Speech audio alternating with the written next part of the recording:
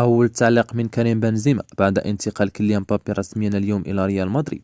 لكن قبل البداية مشاهدينا الكرام، فضلا الاستمرار الاشتراك في القناة والضغط على زر اللايك. فهيا بنا الآن إلى التفاصيل. كشفت تقارير صحفية إسبانية اليوم عن حسم انتقال صفقة كيليان مبابي مهاجم باريس سان جيرمان إلى صفوف ريال مدريد الإسباني خلال فترة الانتقالات القادمة.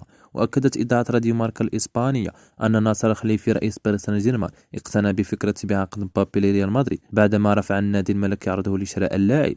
وأضافت أنه سيتم الإعلان رسميا عن انضمام مبابي إلى ريال مدريد اليوم أو غدا على أقصى تقدير. وذهبت الإذاعة الإسبانية أيضا إلى أن مسؤولي ريال مدريد يرفضون سفر كيليان مبابي مع بي اس جي لخوض مباراة الجولة الرابعة من بطولة الدوري الفرنسي المقرر لها يوم الأحد. وأضافت الصحيفة أن مبابي أنهى كل التفاصيل مع ريال مدريد في الأسبوع الماضي، إذ استطاع المدير العام للنادي إتمام الصفقة، مشيرة إلى أن المفاوضات بين اللاعب والنادي الملكي لم تكن معقدة في ظل رغبة مبابي الكبيرة في اللاعب للميرينغي. وقال كريم بنزيما: حسمت الأمور، انتصر مبابي، انتصر بيريز، انتصر ريال، وانتصرت كرة القدم. مبروك كيليان مبابي.